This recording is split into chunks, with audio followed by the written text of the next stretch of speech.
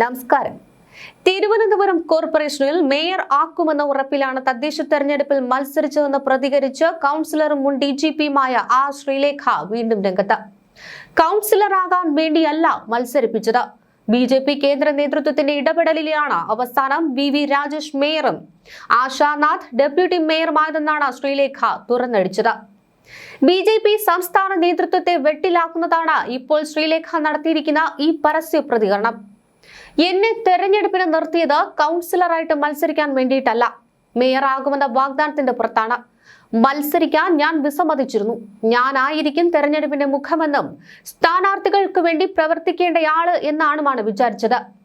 എന്നാൽ കൗൺസിലർ ആകേണ്ട സാഹചര്യത്തിൽ പാർട്ടി പറഞ്ഞത് അംഗീകരിച്ചു നിന്നു. അങ്ങനെ തന്നെയാണ് പറഞ്ഞിരുന്നതെന്നും അത്തരമൊരു ചിത്രമാണ് എല്ലായിടത്തും കൊടുത്തിരുന്നതും. എല്ലാ പത്രങ്ങളുടെയും ചർച്ചകൾക്കും എന്നെയാണ് വിട്ടുകൊണ്ടിരുന്നത്. എന്തോ കാരണങ്ങൾ കൊണ്ട് അവസാന നിമിഷം മാറി.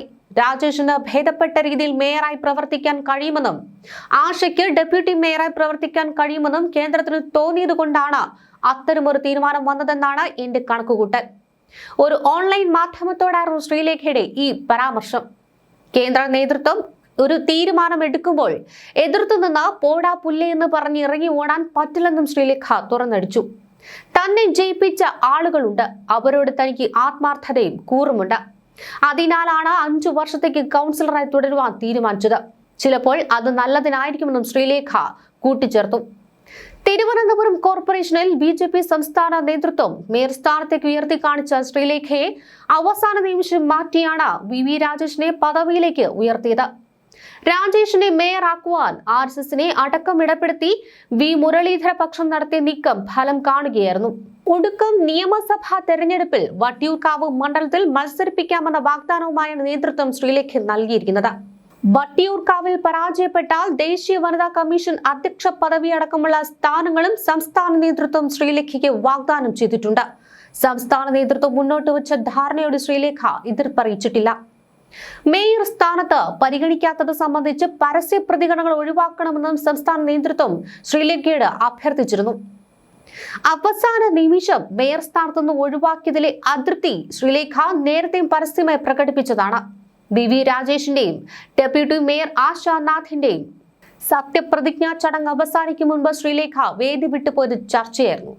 എന്നാൽ വേദി വിട്ടത് അതൃപ്തിയുടെ ഭാഗമല്ലെന്നായിരുന്നു അന്ന് ശ്രീലേഖയുടെ പ്രതികരണം. പിന്നാലെയാണ് ഈ തുറന്നു പറച്ചിൽ.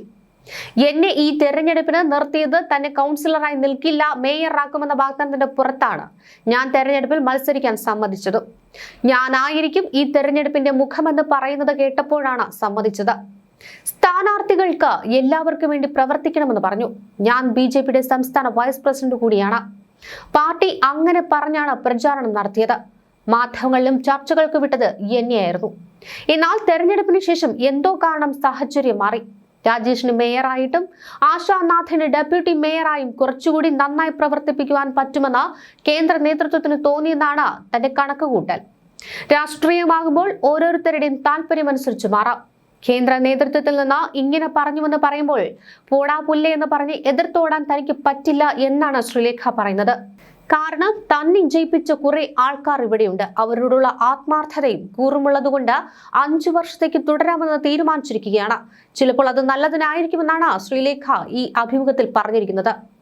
പിന്നാലെ തനിക്ക് അതൃപ്തിയില്ലെന്ന് പറഞ്ഞ് ആ ശ്രീലേഖ രംഗത്തെത്തുകയും ചെയ്തു. കേന്ദ്ര നേതൃത്വത്തിന്റെ തീരുമാനം താൻ സ്വീകരിക്കുന്നതായും അവർ വ്യക്തമാക്കി. 10 വാർഡുകളിലെ സ്ഥാനാർത്ഥികൾക്കൊപ്പം പ്രവർത്തിച്ച് ജയിപ്പിക്കാനായിരുന്നു ആദ്യം തീരുമാനിച്ചത്. പിന്നീടാണ് മത്സരിക്കാൻ ആവശ്യപ്പെട്ടത്. ഞാൻ ആദ്യം അതിന് തയ്യാറായില്ലായിരുന്നു. മേയർ ആക്കാമെന്ന് പറഞ്ഞപ്പോഴാണ് ഞാൻ അതിന് സമ്മതിച്ചതായും ശ്രീലേഖ പ്രതികരിക്കുന്നത്. നിയമസഭാ തെരഞ്ഞെടുപ്പിൽ മത്സരിക്കാൻ താല്പര്യമില്ലെന്നും അവർ വ്യക്തമാക്കിയിട്ടുണ്ട്. വട്ടിയൂർക്കാവിൽ മത്സരിക്കാൻ പാർട്ടി നിർദ്ദേശിച്ചിട്ടുണ്ടോ എന്ന ചോദ്യത്തിനായിരുന്നു ശ്രീലേഖയുടെ ഈ പരസ്യ പ്രതികരണം.